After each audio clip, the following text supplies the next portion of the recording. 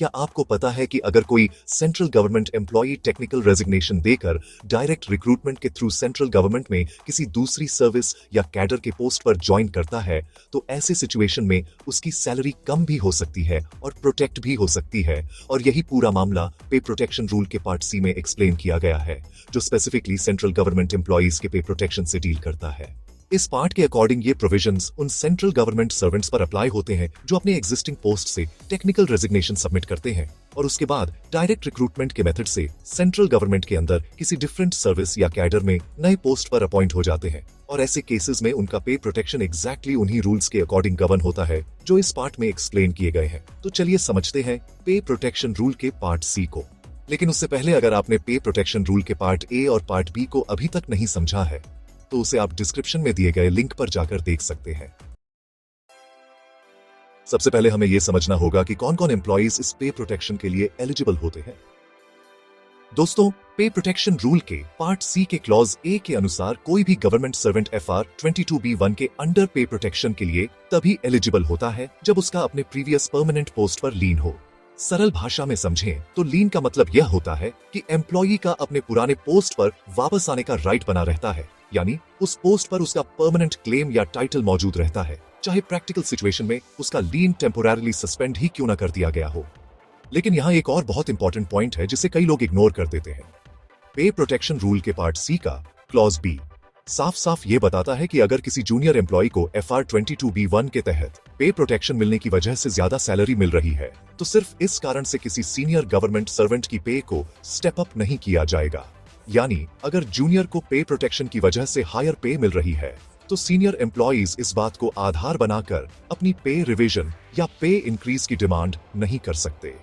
जैसे मान लीजिए दो सेंट्रल गवर्नमेंट एम्प्लॉइज हैं, मिस्टर राजेश और मिस्टर अमित। मिस्टर राजेश एक डिपार्टमेंट में परमानेंट पोस्ट पर काम कर रहे थे और उस पोस्ट पर उनका लीन भी था। कुछ समय बाद उन्होंने टेक्निकल रेजिग्नेशन देकर डायरेक्ट रिक्रूटमेंट के थ्रू सेंट्रल गवर्नमेंट की एक दूसरी सर्विस में नया पोस्ट ज्वाइन कर लिया। क्योंकि उन्होंने टेक्निकल रेजिग्नेशन दिया था और उनके प्रीवियस परमानेंट पोस्ट पर लीन एग्जिस्ट करता था, इसलिए FR 22B1 के अंडर उन्हें पे प्रोटेक्शन का बेनिफिट मिल गया। इसका मतलब यह हुआ कि नई सर्विस ज्वाइन करने के बाद भी उनकी सैलरी उनके प्रीवियस पोस्ट की पे के आधार पर प्रोटेक्ट हो गई।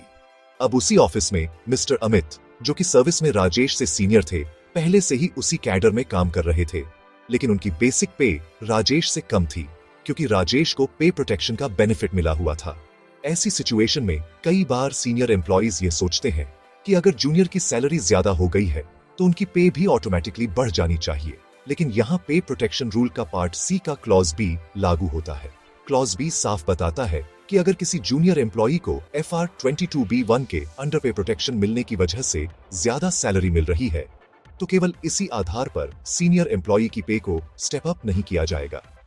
यानी इस एग्जाम्पल में मिस्टर अमित, जो कि एक सीनियर एम्प्लॉई है, ये डिमांड नहीं कर सकते कि उनकी पे भी राजेश के बराबर कर दी जाए, क्योंकि राजेश को जो हायर पे मिल रही है वह नॉर्मल पे स्ट्रक्चर की वजह से नहीं बल्कि पे प्रोटेक्शन रूल के कारण मिल रही है। दोस्तों, अब एक इंपॉर्टेंट सवाल आता है कि अगर कोई central government employee direct recruitment के थ्रू किसी दूसरी सर्विस या कैडर में प्रोबेशनर के रूप में ज्वाइन करता है तो 7th पे कमीशन के बाद उसकी सैलरी कैसे प्रोटेक्ट होती है। इसे समझने के लिए हमें रूल्स में दिए गए पे फिक्सेशन मेथड को आसान तरीके से समझना होगा। रूल के अनुसार अगर कोई central government employee direct recruitment के थ्रू किसी डिफरेंट सर्विस या कैडर में लोअर लेवल के पोस्ट पर अपॉइंट होता है और नए पोस्ट में पहले वाले पोस्ट से ज्यादा इंपॉर्टेंट ड्यूटीज या रिस्पॉन्सिबिलिटीज भी नहीं होती और साथ ही उस नए पोस्ट में प्रोबेशन पीरियड भी होता है, तो ऐसी सिचुएशन में सैलरी फिक्स करने का एक स्पेसिफिक मेथड अप्लाई होता है। इस मेथड के अनुसार प्रोबेशन पीरियड के दौरान एम्प्लॉई को अपने पुराने रेगुलर पोस्ट की प्रिजम्प्टिव पे लेने की परमिशन होती है, लेकिन यह तभी पॉसिबल होता है जब उसकी पुरानी पे नए पोस्ट की मिनिमम पे से ज्यादा हो। इसका सिंपल पर्पस यह है कि अगर एम्प्लॉई लोअर लेवल का पोस्ट ज्वाइन करता है तो सिर्फ इसी वजह से उसकी सैलरी कम न हो जाए। इसके साथ साथ प्रोबेशन पीरियड के दौरान एम्प्लॉई को उसी प्रिजम्प्टिव पे पर एनुअल इंक्रीमेंट्स भी मिलते रहते हैं, बिल्कुल वैसे ही जैसे उसे अपने पुराने पोस्ट पर मिलते। लेकिन यहाँ एक जरूरी कंडीशन भी है जिसमें पूरे प्रोबेशन पीरियड के दौरान यह ध्यान रखा जाता है कि इंक्रीमेंट्स जोड़ने के बाद भी एम्प्लॉई की प्रिजम्प्टिव पे नए पोस्ट की पे से ज्यादा ही रहे, ताकि पे प्रोटेक्शन वास्तव में इफेक्टिव रहे। और जब एम्प्लॉई प्रोबेशन सक्सेसफुली कंप्लीट कर लेता है तब उसकी सैलरी FR22 के क्लॉज 1A2 के अनुसार फिक्स की जाएगी। और यही वह फॉर्मल रूल है जो अपॉइंटमेंट के बाद सैलरी फिक्सेशन के लिए अप्लाई होता है। इसके अलावा एक और इम्पोर्टेंट लिमिटेशन भी होती है और वो ये है कि पे प्रोटेक्शन किसी भी स्टेज पर हो, जैसे वो चाहे प्रोबेशन स्टेज हो, इंक्रीमेंट्स का टाइम हो या फाइनल पे फिक्सेशन की स्टेज हो, एम्प्लॉई की प्रोटेक्टेड पे कभी भी नए पोस्ट के पे मैट्रिक्स लेवल की मैक्सिमम पे से ज्यादा नहीं हो सकती। इसका पर्पस यह है कि पे प्रोटेक्शन की वजह से एम्प्लॉई उस लेवल की मैक्सिमम सैलरी लिमिट से ऊपर न चला जाए जिस पोस्ट पर उसे अपॉइंट किया गया है। चलिए अब इस रूल को एक आसान प्रैक्टिकल एग्जाम्पल से समझते हैं। मान लीजिए एक ऑफिसर बेसिक पे 78,500 रुपए ड्रॉ कर रहा था, जो पे मैट्रिक्स के लेवल 11 के सेल 6 के कॉरेस्पॉन्डिंग है और उसकी नेक्स्ट डेट ऑफ इंक्रीमेंट 1 जुलाई 2018 थी। लेकिन इसी बीच उसे 1 अप्रैल 2018 को लेवल 10 के एक पोस्ट पर अपॉइंट कर दिया गया। यहाँ ध्यान देने वाली बात यह है कि नया पोस्ट उसके पहले वाले पोस्ट से ज्यादा इंपॉर्टेंट ड्यूटीज और रिस्पॉन्सिबिलिटीज इन्वॉल्व नहीं करता और साथ ही इस नए पोस्ट में 2 साल का प्रोबेशन पीरियड भी इंक्लूड है। अब क्योंकि ऑफिसर लोअर लेवल में मूव हुआ है और नए पोस्ट में हायर रिस्पॉन्सिबिलिटीज भी इन्वॉल्व नहीं है, इसलिए प्रोबेशन पीरियड के दौरान उसकी पे FR22B1 के पे प्रोटेक्शन रूल्स के अनुसार डिसाइड होगी। अगर पे मैट्रिक्स को देखें तो लेवल 10 का फर्स्ट सेल 56,100 रुपए है, जो कि लेवल 11 में ऑफिसर की लास्ट ड्रॉन बेसिक पे 78,500 रुपए से काफी कम है। इसलिए इस सिचुएशन में ऑफिसर को अपने प्रीवियस पोस्ट की प्रिजम्प्टिव पे ड्रॉ करने की परमिशन मिल जाती है, यानी प्रोबेशन पीरियड के दौरान वह 78,500 रुपए ही ड्रॉ करता रहेगा और इसके साथ साथ उसे एनुअल इंक्रीमेंट्स भी वैसे ही मिलते रहेंगे जैसे उसे लेवल 11 में मिलते अगर वह उसी पोस्ट पर कंटिन्यू करता। इसी के अनुसार प्रोबेशन पीरियड के दौरान उसकी पे धीरे धीरे इस तरह बढ़ती रहती है कि 1 अप्रैल 2018 को उसकी पे लेवल 11 में 78,500 रुपए ही रहती है। इसके बाद 1 जुलाई 2018 को उसे स्केड्यूल्ड इंक्रीमेंट मिलता है और उसकी पे बढ़कर लेवल 11 में 80,900 रुपए हो जाती है। फिर 1 जुलाई 2019 को एक और इंक्रीमेंट मिलने के बाद उसकी पे लेवल 11 में 83,300 रुपए हो जाती है। जब यह officer probation period successfully complete कर लेता है और 1 अप्रैल 2020 से नए पोस्ट पर कंफर्म हो जाता है, तब उसकी पे FR22182 के प्रोविजंस के अनुसार लेवल 10 में फिक्स की जाती है। लेकिन यहाँ एक प्रैक्टिकल सिचुएशन आती है, क्योंकि लेवल 10 में 83,300 रुपए का एग्जैक्ट सेल अवेलेबल नहीं है, इसलिए रूल्स के अनुसार उसकी पे नेक्स्ट हायर अवेलेबल सेल पर फिक्स की जाती है, जो कि लेवल 10 का सेल 15 है और जिसकी वैल्यू 84,900 रुपए है। इसके बाद नए लेवल में उसकी नेक्स्ट डेट ऑफ इंक्रीमेंट 1 जनवरी 2021 हो जाती है। इस एग्जाम्पल से साफ दिखाई देता है कि जब कोई ऑफिसर डायरेक्ट रिक्रूटमेंट के थ्रू लोअर लेवल में मूव करता है तो प्रोबेशन पीरियड के दौरान वह अपने प्रीवियस पोस्ट की प्रिजम्प्टिव पे ड्रॉ करता रहता है। इंक्रीमेंट्स भी प्रीवियस लेवल के बेसिस पर मिलते रहते हैं और प्रोबेशन कंप्लीट होने के बाद उसे नए लेवल के अप्रोप्रिएट सेल में प्रॉपरली फिट कर दिया जाता है। चलिए दोस्तों, अब एक और इंटरेस्टिंग सिचुएशन समझते हैं जहां central government employee direct recruitment के थ्रू सेंट्रल गवर्नमेंट की किसी डिफरेंट सर्विस या कैडर में हायर लेवल के पोस्ट पर अपॉइंट होता है और नए पोस्ट में पहले वाले पोस्ट से ज्यादा इंपॉर्टेंट ड्यूटीज और रिस्पॉन्सिबिलिटीज इन्वॉल्व होती है।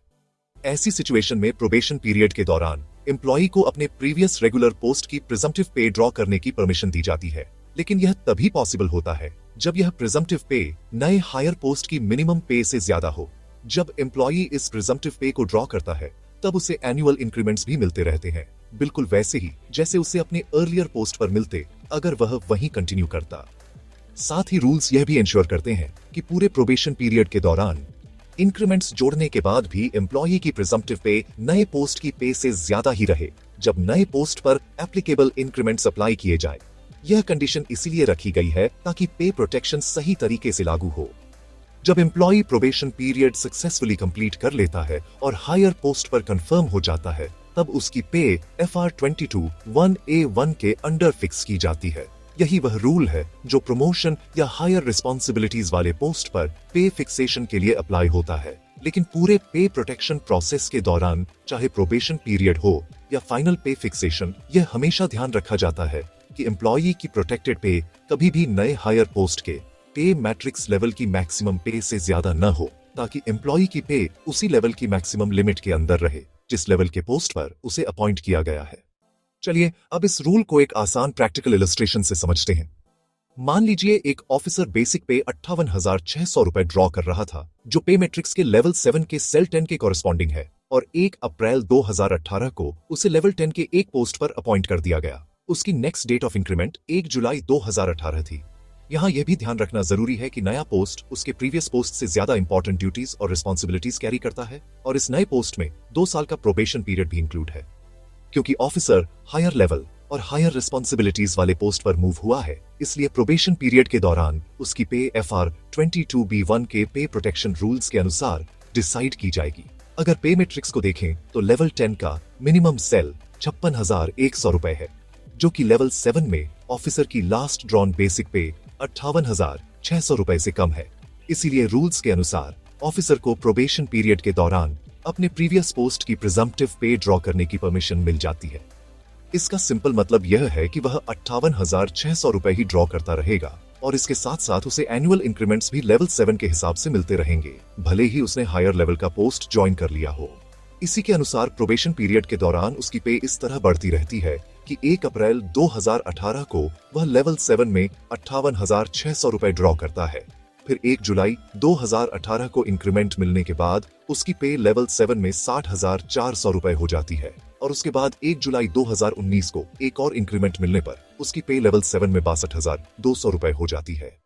जब यह officer probation period successfully complete कर लेता है और 1 अप्रैल 2020 को नए पोस्ट पर कंफर्म हो जाता है, तब उसकी पे FR 22(1A1) के अंडर फिक्स की जाती है, जिसे CCS रिवाइज्ड पे रूल्स 2016 के रूल 13 के साथ रीड किया जाता है। इसी रूल के अनुसार सबसे पहले लेवल 7 में ड्रॉ हो रही पे पर एक इंक्रीमेंट ऐड किया जाता है, जिससे उसकी पे 64,100 रुपए हो जाती है, और उसके बाद इस अमाउंट को लेवल 10 के अप्रोप्रिएट सेल में मैप किया जाता है। लेकिन यहाँ एक प्रैक्टिकल सिचुएशन आती है, क्योंकि लेवल 10 में 64,100 रुपए का एग्जैक्ट सेल अवेलेबल नहीं है, इसलिए रूल्स के अनुसार उसकी पे नेक्स्ट हायर सेल पर फिक्स की जाती है, जो लेवल 10 का सेल 6 है और जिसकी वैल्यू 65,000 रुपए है, और इसके बाद हायर पोस्ट में उसकी नेक्स्ट डेट ऑफ इंक्रीमेंट 1 जनवरी 2021 हो जाती है। चलिए दोस्तों, अब थर्ड सिचुएशन को आसान भाषा में समझते हैं। रूल्स के अनुसार अगर कोई central government employee direct recruitment के थ्रू सेंट्रल गवर्नमेंट की किसी डिफरेंट सर्विस या कैडर में अपॉइंट होता है और नया पोस्ट इक्विवेलेंट लेवल में होता है, यानी उसमें पहले वाले पोस्ट से ज्यादा ड्यूटीज या रिस्पॉन्सिबिलिटीज इन्वॉल्व नहीं होती, और साथ ही नए पोस्ट में प्रोबेशन पीरियड भी होता है, तो ऐसी सिचुएशन में प्रोबेशन पीरियड के दौरान एम्प्लॉय की पे FR 22B1 के प्रोविजंस के अनुसार डिसाइड होती है। ऐसे केस में एम्प्लॉय को पूरे प्रोबेशन पीरियड के दौरान अपने प्रीवियस रेगुलर पोस्ट की प्रिजम्प्टिव पे ड्रॉ करने की परमिशन दी जाती है। इसका सिंपल पर्पस यह है कि सिर्फ सर्विस या कैडर चेंज होने की वजह से प्रोबेशन पीरियड में एम्प्लॉय की सैलरी कम न हो। इसके साथ साथ प्रोबेशन पीरियड के दौरान एम्प्लॉय को इसी प्रिजम्प्टिव पे पर एनुअल इंक्रीमेंट्स भी मिलते रहते हैं, बिल्कुल वैसे ही जैसे उसे अपने अर्लियर पोस्ट पर मिलते अगर वह उसी पोस्ट पर कंटिन्यू करता। जब employee probation period successfully complete कर लेता है, तब उसकी पे FR 22(1A2) के प्रोविजंस के अनुसार नए पोस्ट में फॉर्मली फिक्स की जाती है, और यही रूल उन केसेस में अप्लाई होता है जहां हायर रिस्पॉन्सिबिलिटीज इन्वॉल्व नहीं होती। इसके अलावा एक इंपॉर्टेंट लिमिटेशन भी हर स्टेज पर लागू रहती है, चाहे प्रोबेशन पीरियड हो, इंक्रीमेंट्स का टाइम हो या फाइनल पे फिक्सेशन। हमेशा यह इंश्योर किया जाता है कि एम्प्लॉय की प्रोटेक्टेड पे कभी भी नए पोस्ट के पे मैट्रिक्स लेवल की मैक्सिमम लिमिट से ज्यादा न हो, ताकि पे प्रोटेक्शन हमेशा उसी लेवल की मैक्सिमम लिमिट के अंदर रहे जिस लेवल के पोस्ट पर एम्प्लॉय अपॉइंट हुआ है। चलिए अब इस रूल को एक आसान प्रैक्टिकल इलस्ट्रेशन से समझते हैं। मान लीजिए एक ऑफिसर बेसिक पे 58,600 रुपए ड्रॉ कर रहा था, जो पे मैट्रिक्स के लेवल 7 के सेल 10 के कॉरेस्पॉन्डिंग है, और उसे 1 अप्रैल 2018 को एक दूसरे पोस्ट पर अपॉइंट किया गया, जो भी लेवल 7 में ही है। उसकी नेक्स्ट डेट ऑफ इंक्रीमेंट 1 जुलाई 2018 ही रहती है, और इस नए पोस्ट में 2 साल का प्रोबेशन पीरियड भी होता है। अब क्योंकि नया पोस्ट भी सेम लेवल में है और उसमें हायर ड्यूटीज या रिस्पॉन्सिबिलिटीज इन्वॉल्व नहीं होती, इसीलिए प्रोबेशन पीरियड के दौरान उसकी पे FR 22B1 के प्रोविजंस के अनुसार रेगुलेट होती है, जो स्पेसिफिकली इक्विवेलेंट लेवल पोस्ट पर अपॉइंटमेंट के केसेस में अप्लाई होते हैं। अगर पे मैट्रिक्स को देखें तो लेवल 7 का फर्स्ट सेल 44,900 रुपए है, जो ऑफिसर की लास्ट ड्रॉन बेसिक पे 58,600 रुपए से कम है। इसीलिए रूल्स के अनुसार ऑफिसर को प्रोबेशन पीरियड के दौरान अपने प्रीवियस पोस्ट की प्रिजम्प्टिव पे ड्रॉ करने का राइट मिल जाता है, यानी डिफरेंट सर्विस या कैडर ज्वाइन करने के बाद भी उसकी बेसिक पे में किसी भी तरह की रिडक्शन नहीं होगी। इसके साथ साथ प्रोबेशन पीरियड के दौरान उसे एनुअल इंक्रीमेंट्स भी लेवल 7 में ही मिलते रहेंगे, बिल्कुल वैसे ही जैसे उसे प्रीवियस पोस्ट पर मिलते अगर वह वहीं कंटिन्यू करता। इसी के अनुसार प्रोबेशन पीरियड के दौरान उसकी पे प्रोग्रेशन इस प्रकार आगे बढ़ती है कि 1 अप्रैल 2018 को वह लेवल 7 में 58,600 रुपए ड्रॉ करता है। फिर 1 जुलाई 2018 को इंक्रीमेंट मिलने के बाद उसकी पे लेवल 7 में 60,400 रुपए हो जाती है और उसके बाद 1 जुलाई 2019 को एक और इंक्रीमेंट मिलने पर उसकी पे लेवल 7 में 62,200 रुपए हो जाती है। जब यह officer probation period successfully complete कर लेता है और 1 अप्रैल 2020 से नए पोस्ट पर कंफर्म हो जाता है, तब उसकी पे FR 22(1A)(2) के अंडर फिक्स की जाती है। लेकिन क्योंकि इस रूल में इक्विवेलेंट लेवल में मूव होने के केस में पे फिक्सेशन के समय कोई एडिशनल इंक्रीमेंट प्रोवाइड नहीं किया जाता, इसलिए कंफर्मेशन के दिन उसकी पे में कोई चेंज नहीं होता। यही कारण है कि 1 अप्रैल 2020 को उसकी पे 62,200 रुपए लेवल 7 ही कंटिन्यू रहती है और यही पे उसके नेक्स्ट इंक्रीमेंट यानी 1 जुलाई 2020 का बेसिस बनती है, क्योंकि उसका लेवल अनचेंज्ड रहता है।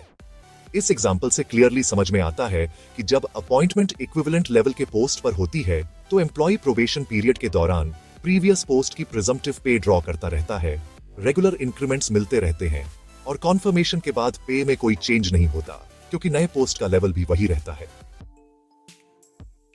तो अब आपने पूरे डिटेल में समझ लिया कि जब कोई central government employee technical resignation देकर डायरेक्ट रिक्रूटमेंट के थ्रू किसी डिफरेंट सर्विस या कैडर में ज्वाइन करता है तो उसकी पे फिक्सेशन और पे प्रोटेक्शन FR 22(b)(1) के रूल्स के अनुसार कैसे काम करता है। हमने देखा कि चाहे अपॉइंटमेंट लोअर लेवल के पोस्ट पर हो, हायर लेवल के पोस्ट पर हो या इक्विवेलेंट लेवल के पोस्ट पर हो, हर सिचुएशन के लिए रूल्स में अलग अलग मैकेनिज्म क्लियरली डिफाइंड है और प्रोबेशन पीरियड के दौरान प्रिजम्प्टिव पे, एनुअल इंक्रीमेंट्स और फाइनल पे फिक्सेशन का पूरा प्रोसेस रूल्स के अनुसार ही फॉलो किया जाता है। सबसे इंपॉर्टेंट बात यह है कि पे प्रोटेक्शन का मेन ऑब्जेक्टिव यह सुनिश्चित करना है कि एम्प्लॉय को सिर्फ सर्विस या कैडर चेंज करने की वजह से फाइनेंशियल लॉस न उठाना पड़े और साथ ही फाइनल पे फिक्सेशन हमेशा नए पोस्ट के पे मैट्रिक्स लेवल की प्रिस्क्राइब्ड लिमिट्स के अंदर ही किया जाता है।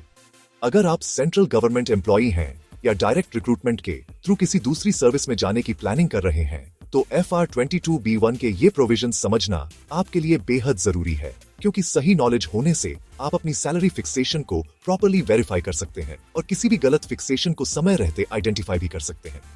अगर आपको ये जानकारी यूजफुल लगी हो तो वीडियो को लाइक करें, हमारे channel government rules made easy को सब्सक्राइब करें और इसे अपने उन कॉलीग्स के साथ जरूर शेयर करें जो सेंट्रल गवर्नमेंट सर्विस में हैं, क्योंकि बहुत बार सैलरी फिक्सेशन से जुड़े ऐसे रूल्स की सही जानकारी न होने की वजह से एम्प्लॉयज अपने जेन्युइन बेनिफिट्स मिस कर देते हैं।